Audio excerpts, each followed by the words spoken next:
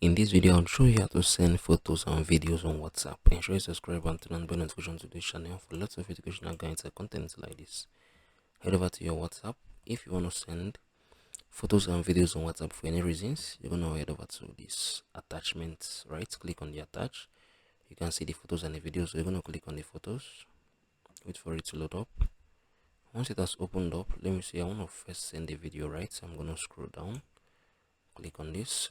I'll click on open. I want to send this video. Then I'm going to click on this as well for me to send photos, right?